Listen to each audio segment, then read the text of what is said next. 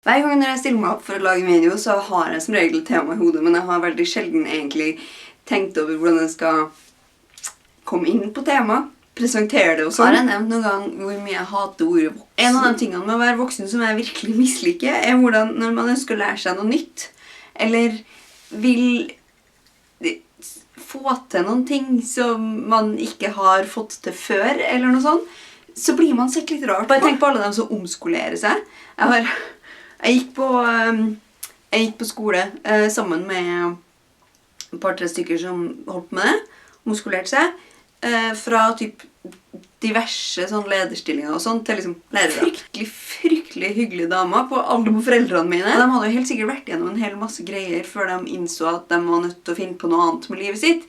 Og likevel så ser verden litt dumt på dem. Jeg mener, jeg var...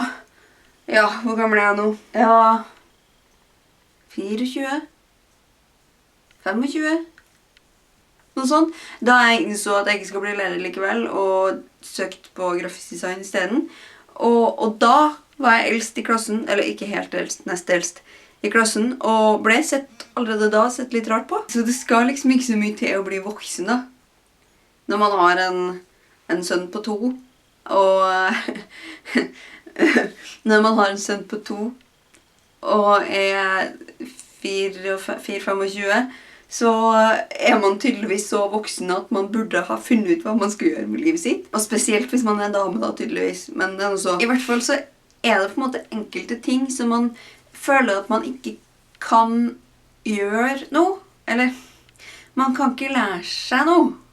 Fordi at hvis jeg har en liten liste over ting jeg skulle ønske jeg hadde begynt med da jeg var tenåring, eller enda yngre. Altså ting som jeg gjerne skulle ønske at jeg kunne nå. Og som det da, fordi jeg hadde gjort det hele livet, det var på en måte litt akseptert å drive med. Og litt lettere å gjøre. Og faktisk, nummer 1 på lista da er skating, eller altså å flytte seg fra A til B på et skateboard eller et longboard. Jeg skulle rett og slett ønske at det var en ting jeg hadde gjort fra jeg var 14. At jeg liksom i en alder av 12-13 fant ut at det hørtes ut som en kul ting. Da hadde jeg på en måte fremdeles kunne ha slengt meg på skateboardet da, eller longboardet, hvis jeg hadde trengt å dra på butikken og kjøpe mel, liksom. Altså, jeg har sykkel, og faren min er veldig sykkelentusiast. Det begynner vel egentlig hele familien min å bli. Ja, så jeg har en sykkel. Det er bare det at, altså, sykkelen er mye tyngre enn et longboard er, og jeg er ikke egentlig sterk nok til å sykle opp enkelte av bakkene i en byen her. Så jeg går jo av sykkelen. Alltid.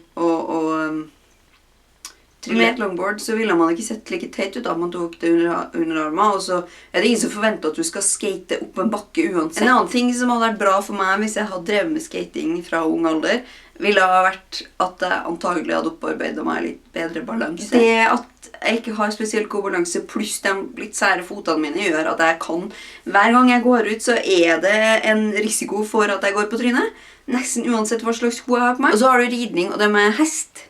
Å drive med hest, liksom. Jeg har en venninne som driver med hest, og som har på en måte, ja, hun eier eller en halv hest. Eller hva jeg skal kalle det for noe. Hun og en venninne er en hest. Og hun er veldig mye i stallen, og ordner og styrer og fikser, og så er hun ute og rir, og det virker så ordentlig. Og man ser liksom så utrolig awesome ut på hesteryggen. Jeg vet ikke hvorfor. Alle kan se awesome ut på hesteryggen.